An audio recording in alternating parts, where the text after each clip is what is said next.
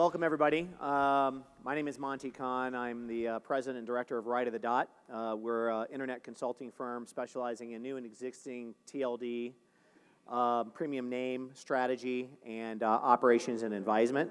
I've been in the internet now since 1995 when I registered my first 1,000 domain names. So I'm celebrating my 20-year anniversary in the domain name business, believe it or not, this month. And boy, how things have evolved. When I started investing in domain names, there was no Yahoo, there was no Google, there was no banner advertising. We had companies called Prodigy and CompuServe, and AOL was just starting and sending discs out to everybody, if you remember those days. And I started investing in domain names because I assimilated them very closely to real estate. They had some of the same demographics, like traffic, beachfront property and downtown property, premium property, were like single-word generic names that had meaning and drove a lot of interest in traffic. And I sold a bunch of names back then just simply based on the future value of what those names would be, just like a piece of real estate. So the reason why we're doing this panel is because a lot of the things that have been going on in the internet space and domain name space are very relevant to you, and what's about to be happening and the chasm that we're about to cross with new TLDs is even more relevant and important for your business. This session and this conference probably would not be here if there wasn't domain names, because there'd be nothing to host. There'd be no email addresses, there'd be no websites. And so this is why it's really important and core to your business. Once upon a time ago, there was one zip code and one area code that represented everybody in the United States or in the world in different countries. There used to be the phenomenon of a valuable 1-800 number, a toll-free number, which spelled out letters and names at the end of those digital numerals that became extremely valuable. And for those companies that still have those 800 addresses today, they're still valuable. But then there was an 877, an 866, an 855, 833, and 26 other vanity numbers that are toll-free because they ran out of space in the 800 number space. Same with zip codes and area codes. Now many cities have multiple area codes to dial cell phones and local area codes, because they ran out of space. And it's kind of where we are in the internet with domain names. You can keep adding words to the end of the string, but then it gets long and there's chances for misspelling and it's harder for customers to get where they want to go. So ICANN, along with the community, decided that it's time to open up for new, generic, and corporate and domain names that kind of address people's needs and maybe have meaning to the right of the dot. I bet you in a show of hands or in this audience alone, that most people don't know what COM stands for. And some people think it stands for community or communication, but it stands for commerce, and it was meant to be international commerce and to drive business internationally for profit across the world. And of course, there's .net and .org, and now 22 previous extensions that were all supposed to address different segments of the marketplace. But for once, we have domain names that have meaning to the right of the dot, words that actually go linguistically together from the left of the dot to the right of the dot, like country.club, like modern.design for .design. We have corporations that have applied for their own strings and their own TLDs because they feel they want to own that customer base and that contact with their customer, and COM doesn't provide them that meaning. But having .citibank or .barclays, or in the case of General Motors, who just registered generalmotors.green to explain what their green initiative is for the future, those things are important to them. And so this is what's happening in the internet. These are new products and services that you can build upon with your hosting companies, and core to the future of the hosting business as well as the domain name business. And that's one of the reasons why we're having this panel today, to discuss what the effect of the existing TLDs are to the new TLDs, maybe some trends that have been happening with renewal rates and what's about to come, and how difficult it is for hosting providers and registries and registrars to go through the chaos and the confusion of what 600 new TLDs into the root means, and millions of more options for consumers to choose from.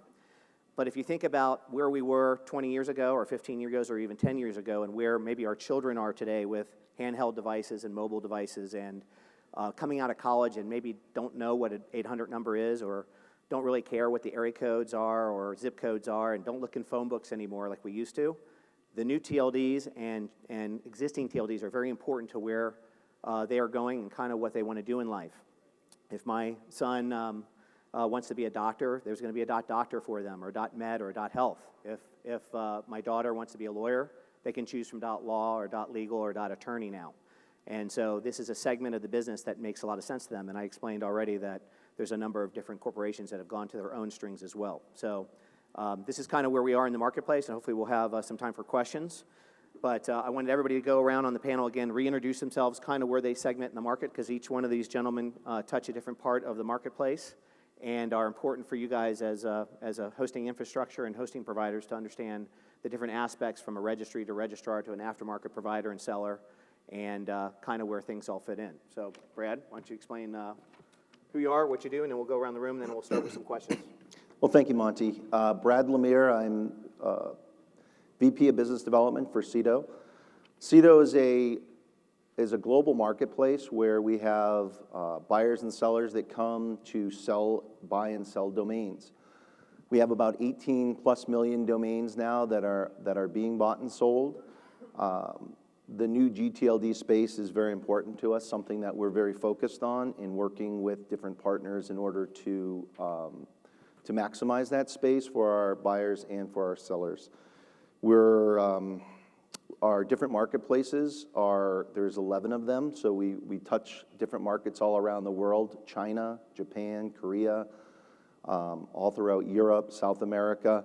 So we're very focused on taking domains that are owned by investors and making those domains liquid and being able to sell those domains and help sellers sell those domains throughout the world. Jeff? I'm Jeff Sass, the CMO of .club Domains. So we're the registry for .club, for only .club. So our whole business is really just focused on turning .club into a global brand. We launched in general availability just a little over a year ago and have sold over 230,000 domains to date. We've done about a little over $1 million in premium name sales to date. And we're very excited about the fact that .club is active in over 128 different countries. So the word club carries the same meaning and the same spelling pretty much everywhere in the world. So there's an opportunity to bring that community feeling together as a domain name everywhere. And in case someone's not paying attention, we'll throw a rocket into the audience. There you go. Good catch. Hi, everyone. I'm Ken Hansen. I'm the CEO of not .co, but .co.com registry. We offer .co.com domain names through registrars throughout the world. We have over 65 registrars promoting .co.com. Of course, many of them sell through resellers and hosting companies, like many of the hosting companies here. We have about 11,000 names under registration right now, growing every month. We launched about a year ago. And we're finding .co.com sells particularly well in markets where there are third-level names, particularly in the UK, where there are 7.3 million co.uk names. .co.com is a very accepted namespace. So about 38% of our registrations are from the UK. And thankfully, we're seeing a lot of websites go live. So if you're a hosting provider and you're looking to sell names that will actually result in hosting business and website builder business and e-commerce and things of that nature, .co.com seems to be a good alternative. We're doing well in that space. Alex? My name is Alex Sifrin. I'm founder and CEO of Key Systems. We mostly operate registrars, wholesale as well as retailer businesses. We also have a registry operational brand, so we provide registry services for the new TLDs in particular, and we've been in business for like 17 years now. Great. And just a couple other stats in case anybody's wondering whether this is a fad or not. There's 5.7 million new TLDs registered as of, I think, April now. That's when the last stat ran. I think Chris mentioned that there were 618 new TLDs in the route. I have it as 634, but there will be 1,000 over the next 12 months, 1,000 total new TLDs in existence. 1/3 of those are going to be generic TLDs. Basically, 1/3 will be business related. The other 1/3 will be sponsored or privately held TLDs for organizations and groups that have initiatives, either nonprofit or profit, for those. And that list is going to grow in another round some years to come. So it's not that it's unlimited to every word in the dictionary, but it's going to keep growing, and it's going to be based around supply and demand and what customers are desiring in the marketplace. There's a total of 288 million domain names registered worldwide. 130 million of those are .com and .nets. .com and .net and .org are generally the legacy domain names because that's what all was available back in the day. But as I mentioned before, there's a new generation of users that are going to try to match up what they do, what their interests are, to what domain names they want and what email addresses they want to use. More and more people are getting off of generic Yahoo addresses and AOL addresses and moving on to their own extensions and their own email addresses to represent what they do and who they work for. And it's better for branding as well instead of having a generic name at the end that doesn't have much meaning at the end of their string. So with that stat in place, Alex, I'll start with you because you are a registrar and a registry operator and have been selling CC-TLDs and new TLDs and the legacy domain names. What effect do new TLDs have on the registrations and renewal of previous extensions? What have you seen as the trending line for new TLDs, and what effect are they having on the traditional registrations of CC-TLDs and the traditional .com, .net, .org names? Understood. Well, basically what we see is that domain investors tend to be a little bit more careful in where they place their money. So we see movement towards the new GTLDs and away from the established ones. But that's probably on a minor scale for the moment being because they kind of trying out the market where it develops over time. But I think in general, that is what we're seeing. It's not so much on the CC-TLD side because they're more on a regional matter, but on the GTLDs, like you mentioned before, the legacy ones that have been there forever, we see a small swift towards the new TLDs. Gotcha. And Brad, on the whole aftermarket side, what effects are you seeing on new TLDs on how they're performing in the aftermarket compared to .coms, .net, .orgs, and traditional sales models? And what are you predicting is going to happen in the next 3 to 5 years? So we see the same trend that the market sees, where it has been slow to begin with. We anticipated the growth to come much quicker. There's a large number of reasons for that growth to be slow. But what we are seeing now is trends. I think what's important is the trends that we're seeing in growth. So as in 2014, our average sales price in the marketplace for a new GTLD was a little over $2,000. What we see this year is that our growth trend is progressively going higher.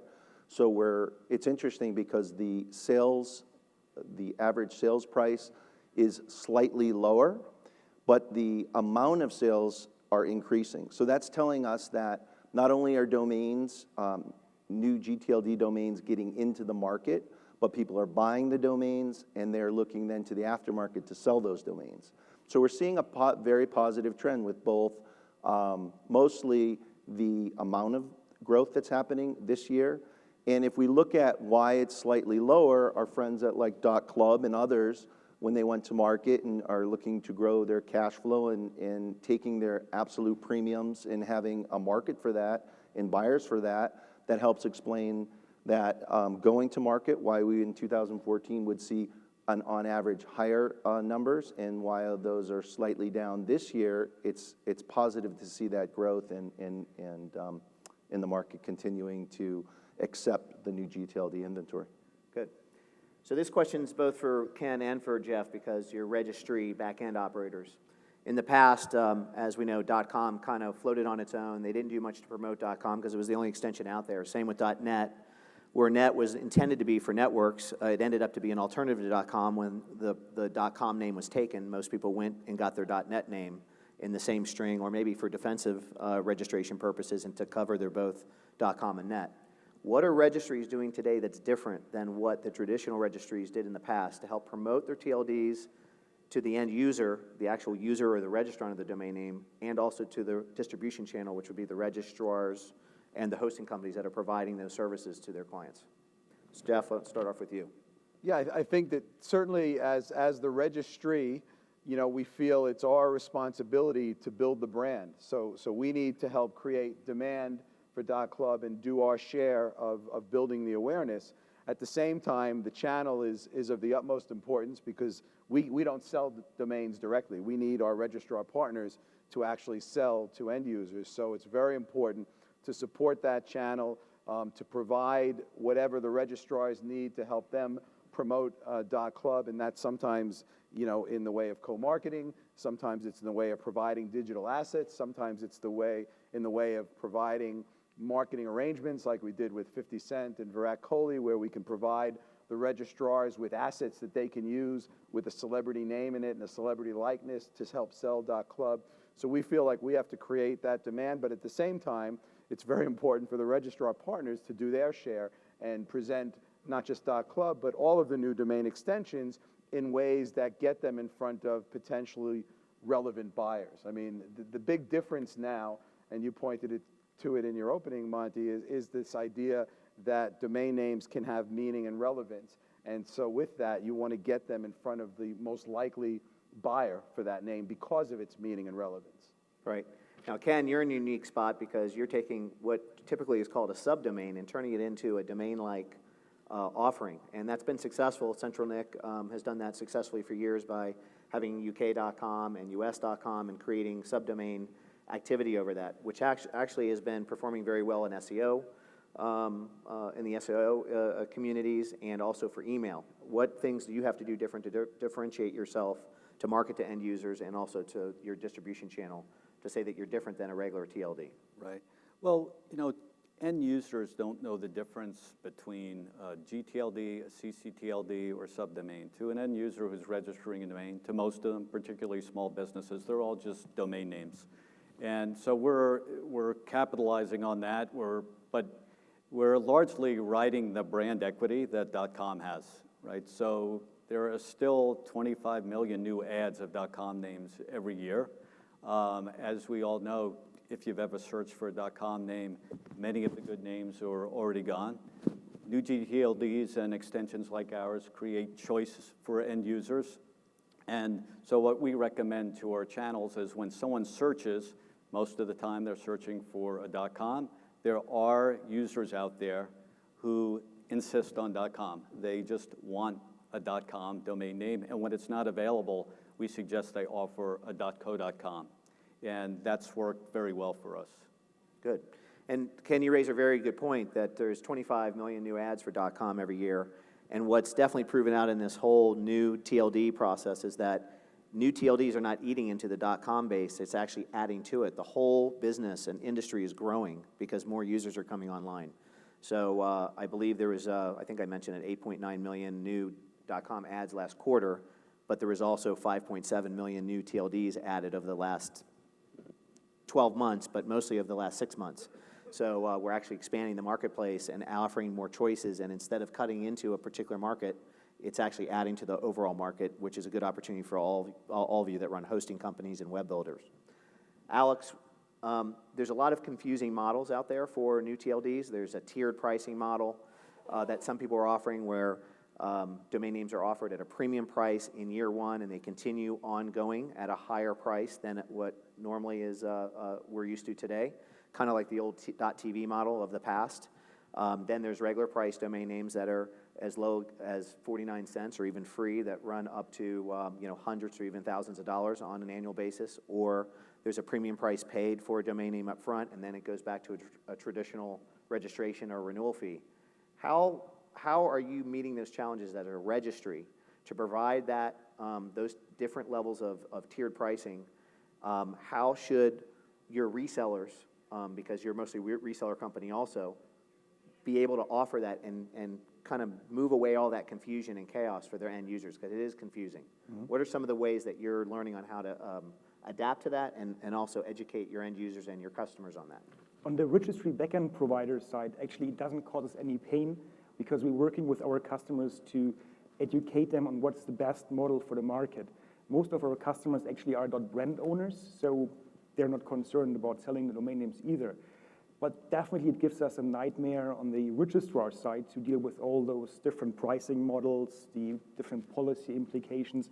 Sometimes even a domain name is cheap in the first 2 years, but in the third year, a renewal costs all of a sudden $10,000, right? And it's a challenge, a huge challenge to educate your customers that this is going to happen because they're not aware of such behavior, nor has it been there before. So it's really tricky, and I think that's actually the most important part that needs to be done nowadays is actually to educate customers that there are more TLDs out there and maybe focus on those ones that are a little easier to deal with, right? And I think we have very good examples sitting right here in a row, .club, .com, .co, just to mention a few. Right, right.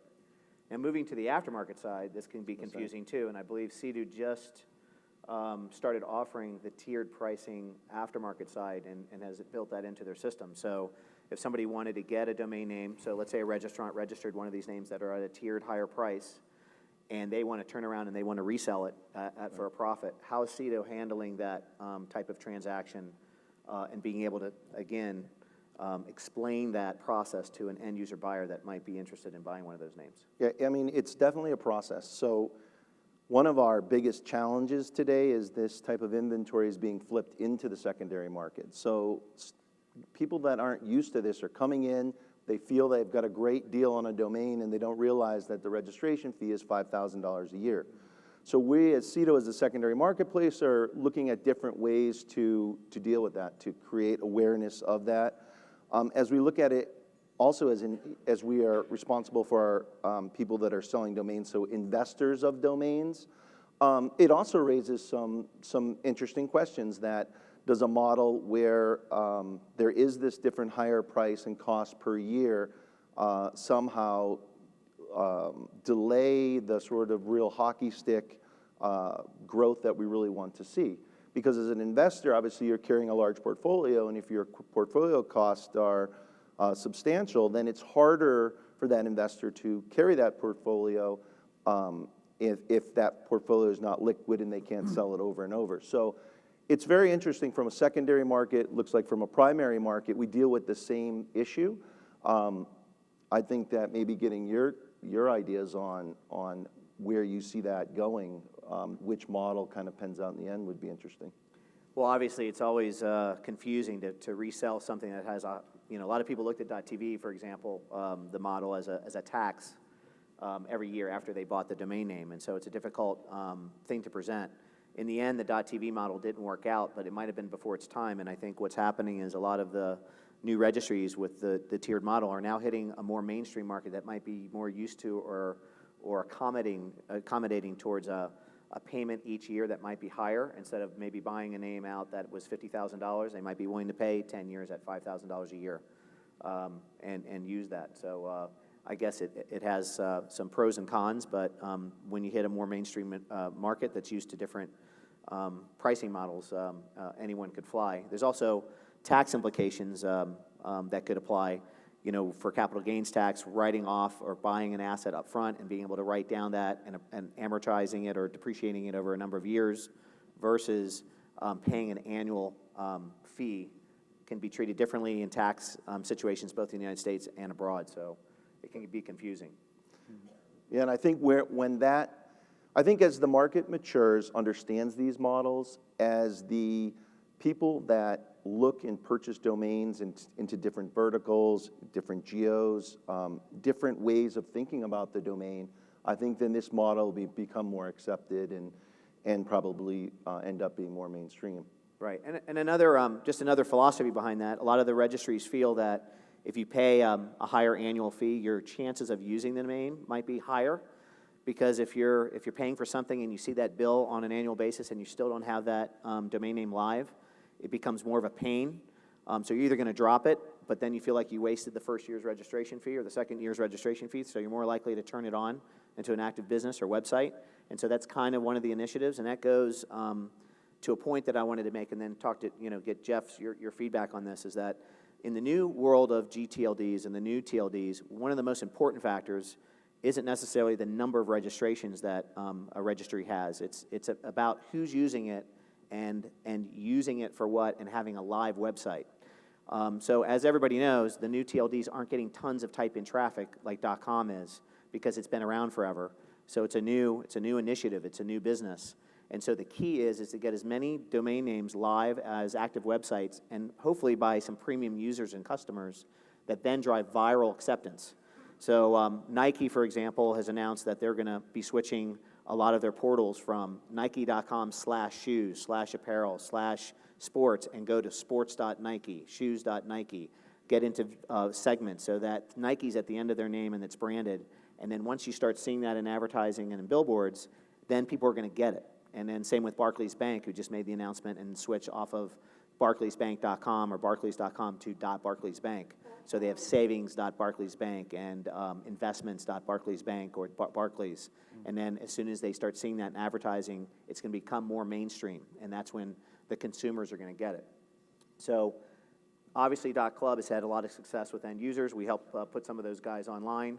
But how important is it to have somebody like 50 Cent? Maybe walk us through the 50 Cent story on why 50 Cent chose to go with a .club name and what he's doing with it, and maybe coffee.club as an example. You have to wrap this answer. No. Yeah, you got to wrap it. Yeah.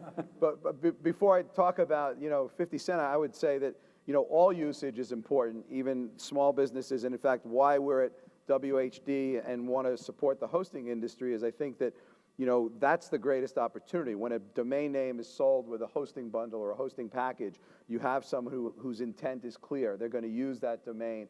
And so a client that gets a .club address along with hosting is going to be someone who's going to renew that domain. They're going to be using it. So we think that kind of usage is very important. We've done a lot of hackathons lately for the same reason. It's been great going into a hackathon and seeing 25 or 30 .club businesses created over the course of a weekend, and those, they're not all going to survive, but a lot of those are going to go on and actually continue using the name. So all usage is really the most important thing. And I think that that's why talking to entrepreneurs, you mentioned, the new people coming to the internet, the people that have an opportunity with the new domain names, if someone has a great .com name, the likelihood of them shifting and changing that name is pretty slim. And as a registry, spending a lot of energy trying to convince someone to shift is not a good use of our resources, right? The real opportunity is for people who are new to the internet, coming for the first time, entrepreneurs and business people with new ideas, looking for that perfect domain name for those new ideas. That's where the real opportunity lies, and that's why the new domain extensions, I think, provide a tremendous opportunity for the people in this room, for the people in the hosting business, because you're the ones feeding that community of people coming to the internet, wanting to build something, wanting to create something. So that's where the big opportunity lies. So that's a long-winded answer that has nothing to do with 50 Cent, so I apologize. Back to Fitty, what really happened was we were getting ready to launch, and I told someone on my team, we're going to have a big party in New York, let's get Fadi there. And they misunderstood what I said, and so they got 50 cents. So Fadi is the ICANN CEO. No, anyway, no, we wanted to do something when we launched that would have a little bit more mainstream attention and draw attention to .club. And actually, we thought it was a great fit because, of course, when you mention 50 Cent to almost anyone, the first thing they think of is the word club because of his song In the Club. Right. So there was a nice fit there. So it was something that actually made sense. It wasn't something that was just, It made 50 slapping. cents. It made more than 50 cents. It cost more than 50 cents. I'll tell you. So we did do a deal with Fitty. He launched 50into.club as a fan site. He was at our party. But more importantly, actually, as I mentioned earlier, is as part of our deal with him, we got the rights for us and our registrar partners to be able to use his likeness, to be able to use his name in the promotion of .club. And that was really one of the most important aspects of that arrangement, because we wanted to make sure that we could leverage his participation in a way that would help drive additional registrations. Right, and he's a very smart businessman, so Yeah. he was all on board of it. Yeah, it was a good fit. And since then, we've had other high-profile people launch .club sites on their own, like Demi Lovato. We've also done arrangements with different sports figures, and I think club works in that context because fan clubs, et cetera, and communities, and those are great end users because by definition, if it's being used for a fan club, there's an audience there. So that audience gets exposed to .club and to the use of the name. So, that was the logic behind that. Good. Yeah, And I was going to say just one thing and being partnered with .club. I think where you guys have really knocked it out of the park is, and put yourself on the map, is to create marketing awareness and promotion. And as we talk to and work with a number of other partners within the other registries, it's something that we use as an example, and how you're doing it correctly. And the fact that you're doing marketing and you're creating awareness and you're promoting it, you're creating value. And that value then transcends into, people getting excited about your brand. Now, .com has inherent value because they're connected to every brand. So, if I was to say from our experience where we're seeing it, where we're seeing success with our registry partners are one that are doing things that are around the marketing, awareness, and promotion of the registry and getting out their extension into the public and creating some real awareness to it. It's a good job. Ken, how about you? Maybe some .co.com, success for some end users? We haven't had any 50s. You don't need 50, you just need 50/50s. Okay. But I would say that, I agree wholeheartedly with what you said about .club. They've done a fantastic job, but there's real diversity out there in terms of registries. Not everybody has the budget that .club has. Not everybody has the broad market that opportunity that .club has. Many of the new TLDs are very targeted for specific industries, and different types of marketing will apply to each of the new extensions. If you're the .bike registry, for example,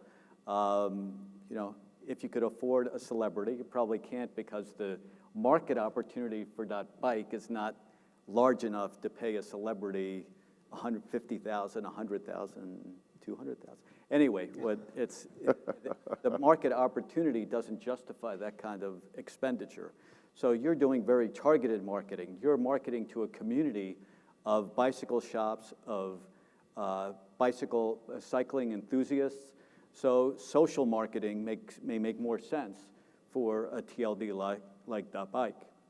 In our case, we're finding that our TLD.co.com resonates in markets with their existing third-level spaces.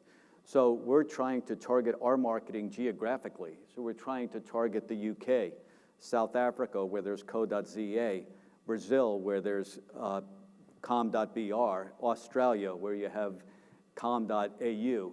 Because that resonates with that market, we're able to provide very short, memorable names that end in .com. So for every single TLD, you're going to find there's a different strategy and a different marketing strategy, a different spend threshold, I'll call it, is applicable. Gotcha. Alex, on kind of the future, what the future holds on both these GTLDs and what's about to come, where do you see things in the next 5 to 10 years from key system standpoint in terms of offering the different TLD choices out there and accommodating a marketplace that obviously is growing on a regular basis and not eating into the existing TLD market? What is your company doing the planning for the future given everything that's changing currently and what's about to happen? I think one of the biggest challenges is to position or to actually suggest the registrant the right terms for their needs, because probably you're not going to show like 1,000 domain names to someone who looks up for a domain name. That's way too much. So you need to be a little picky on where the person is coming from, probably what string he's searching for to actually make a pre-selection of TLDs that you offer to someone. And I think that's one of the challenges most registrars will have to face, either like per region, because there are always regional differences, or per like smart searches, which consider the string as a part of the TLD, which actually leads to a set of TLDs that would be considered best match for those. In general, that's, I think, one of the biggest challenges, but also like the educational process of the registrants that need to be made aware of the TLDs which are there. That will, of course, increase the demand over time. I believe within 5 to 10 years, I think the new GTLDs will have a more significant portion of the market share in general. So I think that this will continue to grow. Certain TLDs probably won't be lasting there forever. So I think there will be kind of a market cleaning by itself because of politics or because of pricing issues. But I think the overall general will be quite successful. Right. That's a good point. No one believes that every single one of the new TLDs are going to be successful. It could be like any new business model where it's the 80-20 rule and 20% survive or a little bit better. It just depends on market acceptance and how much somebody has in their coffers to live out the life of maturity and until the mainstream starts to grasp on. Your regional comment, though, brings up a good point, and one thing we didn't touch on is there's a lot of geographical TLDs that are being launched, like .London has been out, .NYC, which, Ken, you had an integral part to work on while you were with Newstar. Talk to me, Alex, first about that kind of regional targeting and geographical targeting and what that means to some of the end users. And then, Ken, I want you to go into a little bit of the NYC process because it's one of the more successful geographical extensions, and it has restrictions that you have to be in New York City to be able to register it. So there's a couple different types of registrations for geographical TLDs as well as some other TLDs, and that is you have to have proof that you're in a particular line of business in order to register one, or in the case of .NYC, you have to have proof that you actually live in one of the 5 boroughs of New York City to be able to be a registrant of .NYC, where other geographical TLDs are wide open and anybody can register them from anywhere because they might have an affiliation, might have come from there, might like the sports team that's there, and so on and so forth. So Alex, let's follow up with you on what geographical TLDs are you seeing to be most successful, and what you're offering, and where you see that going. And then, Ken, I'd like to have you talk about .NYC just a little bit, even though you're not part of it anymore. Sure. Our reseller base basically is spread all over the world. So in fact, we have to offer them all, right? We do .Quebec, we do .Irish, we do basically really the entire set. It depends on where the reseller is coming from, which TLD he finds more interesting. And something that we're also offering for our reseller channel, the RRP proxy, is kind of a geo-IP-based search. So whenever someone from Ireland, for example, would be searching for TL or for domain names in general, we would come up suggesting him .Irish, for example. And it probably wouldn't make that much sense to offer him .Quebec or .London. London probably a little even more than Quebec. But that's kind of something that we're playing around with, and I think the outcome so far looks quite promising. Good. Ken, just briefly, it was a big, huge process where the city really took ownership and an initiative to bring out their own TLD to help give them identity. Walk us through a little bit of the process on what happened in the beginning of that process, and then what they're doing today, as you know, before you left Newstar, but right. What made that initiative so successful? Well, the city of New York itself was the applicant for .NYC. Most cities provided approval to third parties who then applied themselves for the extension. So the city of New York itself is behind .NYC. The Mayor Bloomberg, when he was in office, really initiated that and was a great spokesperson for .NYC. Since launch, .NYC's generated about 80,000 registrations. And as Monty pointed out, that's very significant because to register .NYC, you have to have a street address if you're a business, or you have to be a resident of New York City. .NYC and all of the geographically targeted TLDs provide a different kind of value. The internet is increasingly not only about what, but also about where. And that's being driven largely by mobile. And most searches now are on mobile devices. So where becomes very relevant. When someone searches and they're in New York City, for example, and they're looking for something in New York City, they're generally looking for something nearby. And a .NYC extension, domain name, brands a business as being nearby and accessible to that user. So it provides an added layer of value. Great. Moving on to .club, and maybe you can apply this to some of the other generic strings that where a lot of left of the dot words make sense with the right of the dot meaning.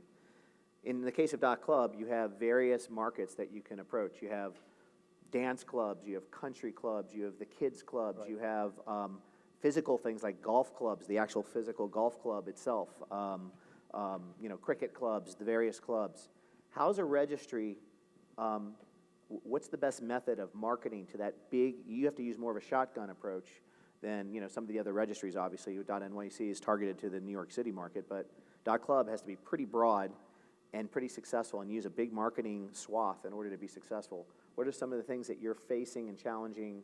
What are the challenges, and then how are you addressing that so successfully today? Yeah, well, I think, the opportunity for these verticalized domain extensions that mean something is an opportunity to do non-traditional marketing that hasn't necessarily been done in the domain space before, because you can go in to reach a specific vertical. So if you're trying to reach lawyers with .law and .attorney, you can market to those lawyers in places and ways that normally domain names wouldn't be sold. And that's actually an opportunity for the people in this room who are in hosting and resellers. There are new opportunities that you might be able to use where you might have a special bundle of a .law appropriate name and a hosting package that's geared for, you know, law firms or individual attorneys with the sole practitioners, where you can market directly to them, where normally you would never have thought of doing that because these new names are verticalized. So I think that there's real opportunities there, and I think for each registry to have an understanding of which audience their domain appeals to, and then how can they reach that specific audience. Not just through the registrars, but how can they reach them where they normally congregate? And maybe you're the only domain name being sold in a venue that caters to that particular vertical, whether it's bike, as Ken said, or plumbers, or lawyers, or in our case, country clubs versus nightclubs, right? So we go to events in all these different verticals. So we've Lots of nightclubs. Yes, well, nightclubs is nice because it's market research is what it says on my expense report. Don't forget about the strip clubs. Market research on my expense report. You had to go there. But, you know, so really understanding the likely audience for your domain extension, and then how can you reach that audience outside of the registrar channel? Because the registrars, as Alex pointed out, they have a real challenge of narrowing that presentation. But if you go in to the vertical, you're the only domain name being offered to that vertical, or one of a few that appeal to that vertical. Right. So Brad, you know, one of the big challenges of new TLDs versus the existing TLDs, again, is educating the end user that these other options are available. Both Jeff and I are members of the Domain Name Association, which is taking a big initiative to make sure that there's worldwide awareness for just the domain business in general, the internet website business in general. And so we're doing things as an organization with major companies to help build that awareness.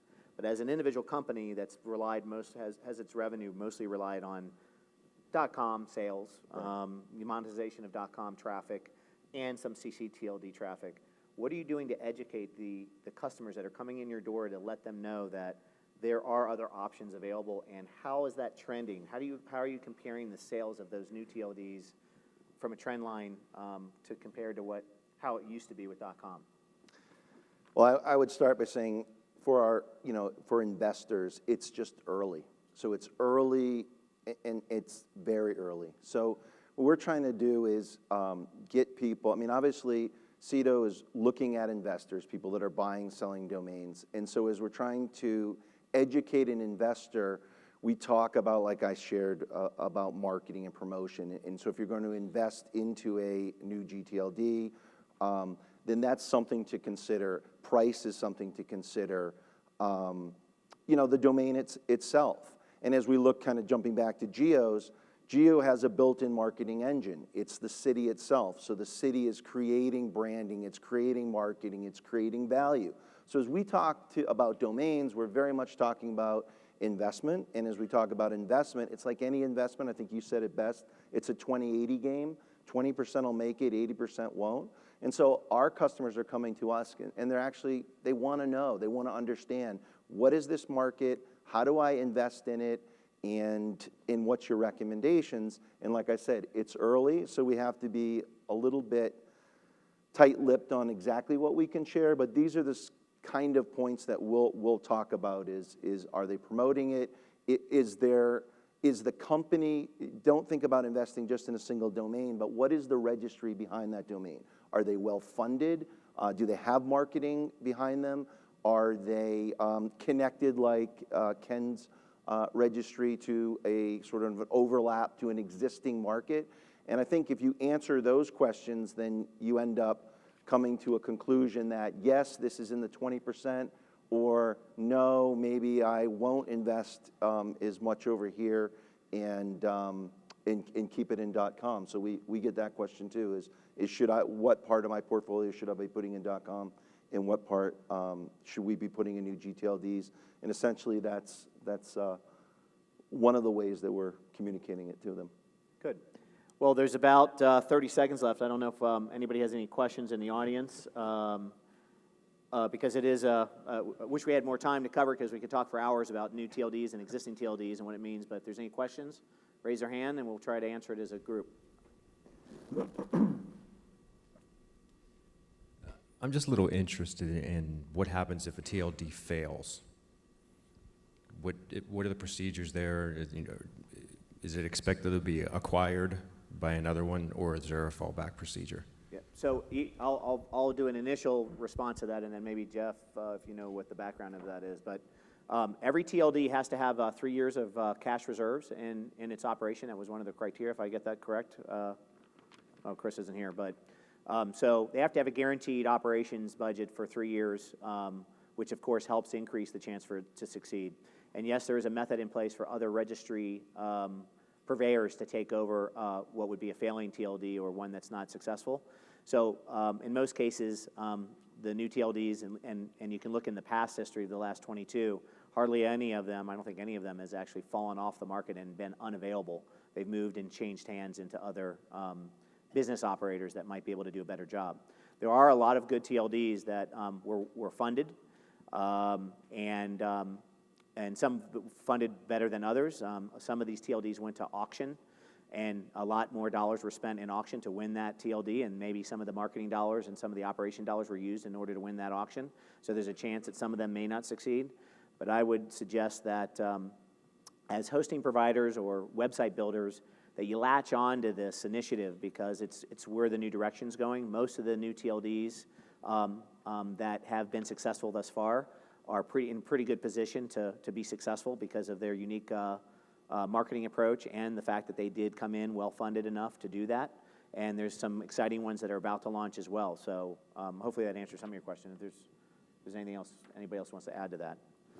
I think we're... Maybe you can explain very shortly what a lucky loser is. A lucky loser is somebody that got paid off by applying for a TLD and didn't end up with it, but they won some money in auction. That's what my definition of a lucky loser is. Any other questions? One in the back. One more in the back, and then I guess we'll end it. Keep going until they kick us out. Yeah. There's the spirit. You have to take us kicking and screaming off. I just have one quick question. For the fun of it, I never heard of .club before, so I started just buying some while I was sitting here.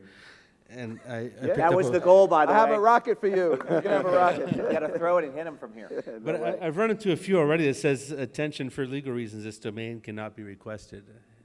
Attention, what? For legal reasons, this domain can't be requested.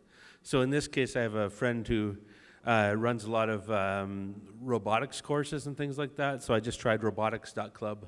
Trademark. And it's saying for legal reasons can't be done. Yeah, so there's a process with the Trademark Clearinghouse, and each registrar presents the warning or the information in a certain way. But if there is a registered trademark for a name that's filed in the TMCH, when you go to register it, you'll get a notice that there may be a trademark claim against this name. And if you are to go forward and register that, the trademark holder will also be notified, and then they can decide if they want to approach you or file a UDRP or URS or take any other action. So it doesn't necessarily mean you can't register the name. It's putting you on notice that there may be a trademark claim against it. But different registrars present that information in different ways, sometimes more clearly than others. Yeah, so one of the new processes for the new TLDs that didn't happen with .com and .net and .org was that there was a process to protect trademark holders up in advance. Because as you can imagine, if you're a multi-product company like Procter & Gamble or GM or Westinghouse or a big international company that does business all over the world, imagine having to protect yourself in all these different extensions with the same product line, with the same product domain, and then you have to register 600 or 1,000 TLDs that protects you. So the Trademark Clearinghouse was put in place for one of the reasons was to give those trademark holders early protection so that they can put a claim on it, prevent others from registering it in case they wanted to register it, instead of just letting it loose for anybody to register and have a chance of trademark violation or having to go to court and spend extra money to get those. All right, well with that, hopefully you got something out of the panel discussion. I want to thank Alex and Ken and Jeff and Brad, and please hit us up at the party tonight or after the session if there's any additional questions or any ways we can help you expand your business in new or existing TLDs. Thank you very much. Thank you. Thank you.